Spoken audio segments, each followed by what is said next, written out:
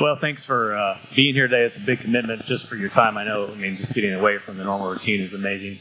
Sterling mentioned that he does a lot of public speaking, and he's used to that. I do none of that, so bear with me, but I'll give you my best shot. Again, I'm a president of ESC Consulting Engineers. We are located in Zone 1 at Broadway and Atlantic up there, and if you know about Zone 1, that's a tough part of town. I'm a Northsider, so I grew up here in Springfield and went to Pleasant View and Hillcrest. So that's kind of my peeps up there. My wife, however, is a Cherokee Kickapoo girl, and she's joined us. So we have a built-in North-Side-South-Side rivalry. We met at jury. She was an amazing diver there, and I spotted her as soon as she came on campus and latched on to her before I then transferred to Rolla to get my engineering degree. And so once you go to Rolla, then you're like, I got to hold on to this girl because there's not as many up there. It wasn't when I was there. So that all worked out fantastic for me. And she stuck it out with me. We have 3 great kids, a 19, a 17, and an 11, and then a couple of little tidbits. I'm a member of the Springfield Generosity Council, which is kind of related to the message today, but we have a passion for people to understand what generosity and extravagant biblical generosity can do for a community and a country. And then I'm a Dave Ramsey guy and a Springfield flag guy, so you'll see my Jeep out there has the sticker, and I get excited about that for some reason. A little bit about what ESC does. We are a consultant engineering firm hidden up in the north side of town that no one knows much about us, and we don't have clients that walk in and need us. We're serving industrial clients, pharmaceutical, food manufacturers, those kind of things. So we have products on the buildings and the systems that we design, and we program it all through the computer and make it all run. All that stuff is in your homes. I can go in your homes right now and find multiples of things that our company here in Springfield designed the lines for. No one knows much about it because much of it, confidentiality prevents us from saying much about it. I'd love to tell you a lot of it. We have clients I can tell you about, 3M here in town, and they're making stuff that's going to space. We're doing amazing stuff over there. Kraft Foods all over the Midwest is making food, and we're part of that. It's processed food. I'm sorry, but we're doing what we can. It's not from the garden. It is from the garden, but it's a long way to get to your table. And then Tesla, we've done some work at Tesla, so we're excited. We get to do some cool stuff.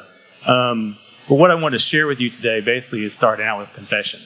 I need to confess to all of you that I'm a greedy person, right? So I love cool stuff. I like boats. All my friends have boats that are better than mine, and I wish I had their boats. And I just see stuff, and I like it. Technology, I love technology. I want to have the best phone, and there's always someone coming to the office with some new tech thing that I need or want. But more importantly than that, I am kind of a control freak with the money. So I'm less inclined to be materialistic about buying the stuff. I'll see it and desire it, but I'll be more, and it kind of goes to my Dave Ramsey background, I'll be more desirous of saving it. So I have some illusion that I'm going to have a big retirement plan, and I don't need God to take care of me because I'm going to have this big 401k, and I don't need God, which is kind of a problem, right?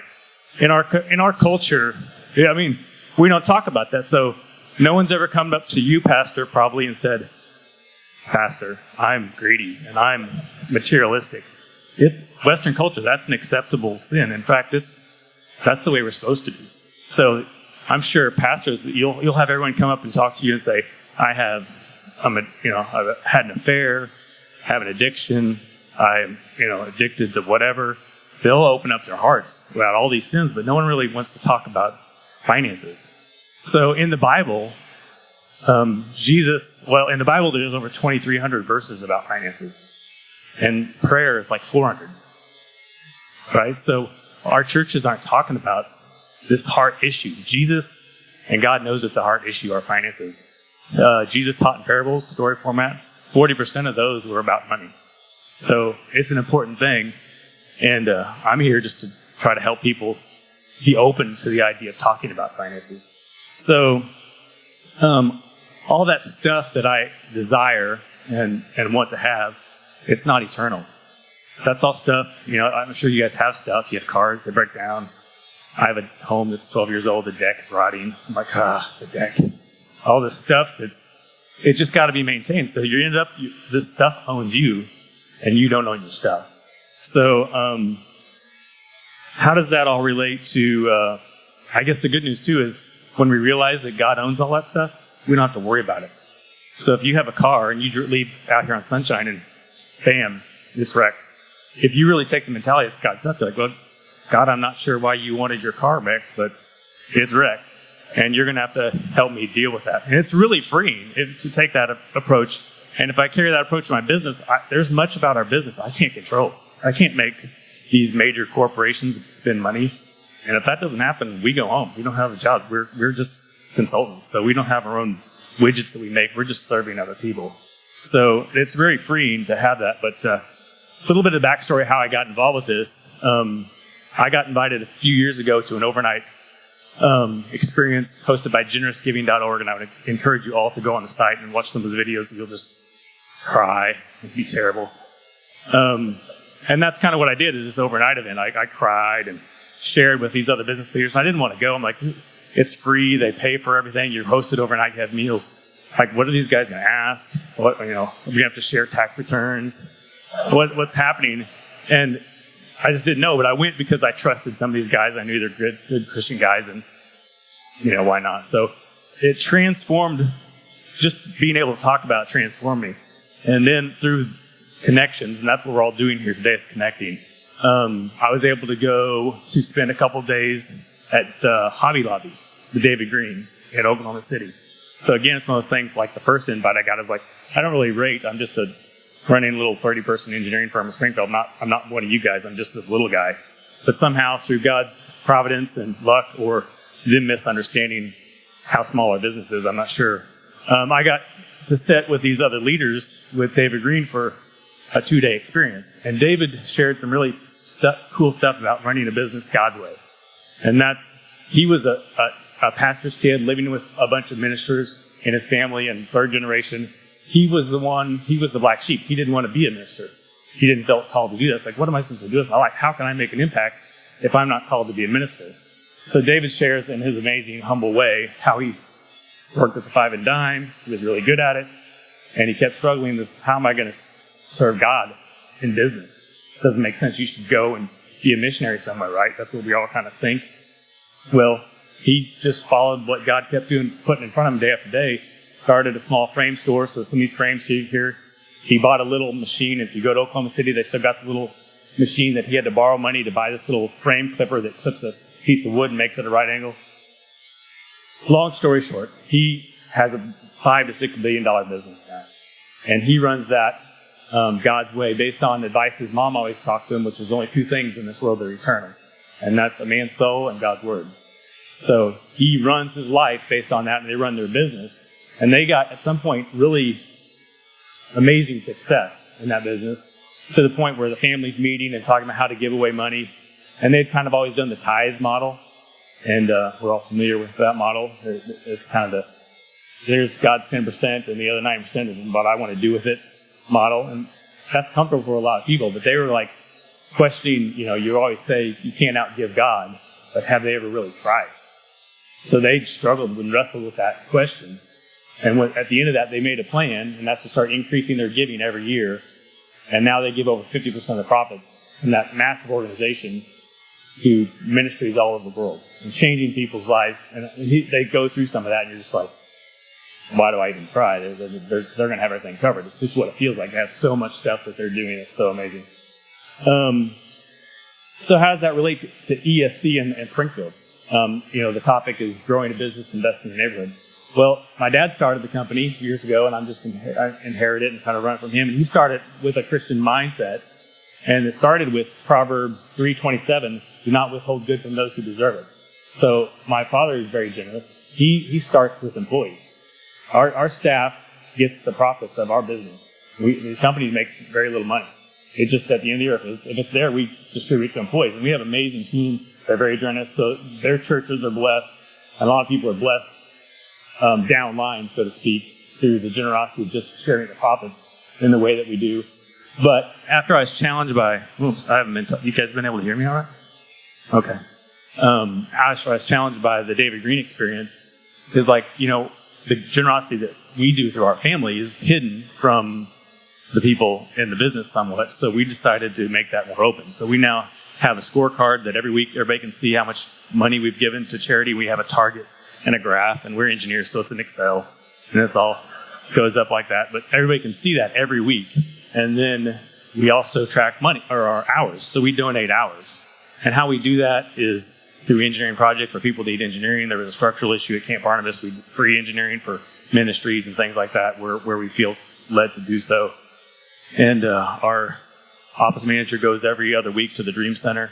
So our ministries are starting locally. The Dream Center is right across the street from us in Zone 1.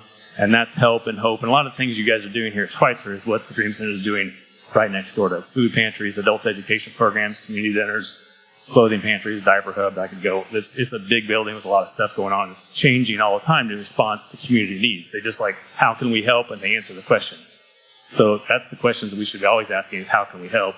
And God will put those answers in front of us. But so we also are supporting the Pregnancy Care Center, Care to Learn, Camp Barnabas. Like I said, Eden Village is a new ministry here in town. There's lots of stuff that we do that really energizes our people and brings life to our organization because people know they're doing something. If we're just doing engineering projects, those are all going to be, I'm old now, so I started ESC 20 years ago. A lot of the projects I started and like lost my life over, like overnights, starting these things up, bringing these systems to life is a real bear. And you lose it sometimes. I mean, it's months, weeks of just stuff. All those things are obsolete now.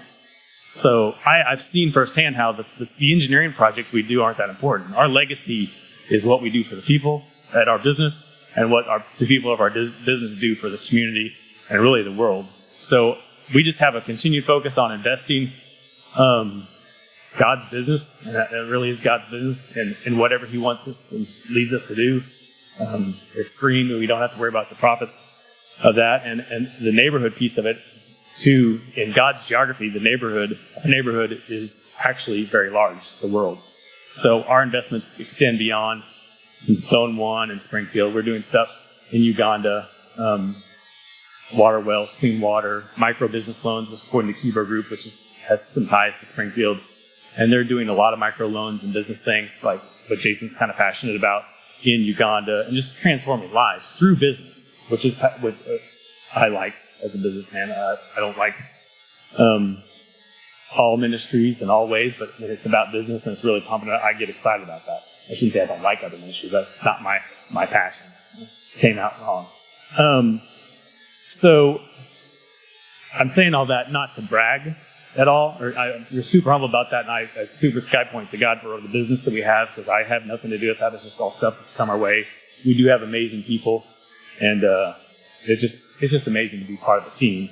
But with that said, I know everyone here is not necessarily a business owner or a leader. I still want to take a couple things away. If you're in that situation and you're not a business leader, like, well, Scott talked about business stuff, but I don't care about that. Take away the God owns it all piece that I talked about. If you can just take that one nugget away from today, that it's not your stuff, that's super freeing.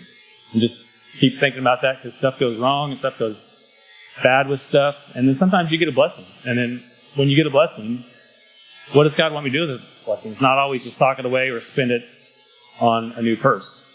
I'm saying that for my wife in the back. Anyway, so it's worth considering. It's just bring it all to God and let Him make the choices. And if you're a business leader, I guess I would challenge you, God has put you in a position of leadership at your business for a reason. And what is that reason? Is it to do more engineering projects, make more loans, make more widgets? My wife has a upholstery and drapery store down on Commercial Street, which I should have mentioned. I've got a product further north. She's now just south of the train tracks, so she hasn't quite crossed the tracks. But we're drawing her further north. But what is the purpose of their business? It's not just to make drapes for people with fancy houses so they can show off their drapes for their friends, right? They have employees and they can impact their families and do good things. So just think about those things. Also, if you're an individual here and you don't have a business, and you don't have finances, there's people that are struggling financially all the time.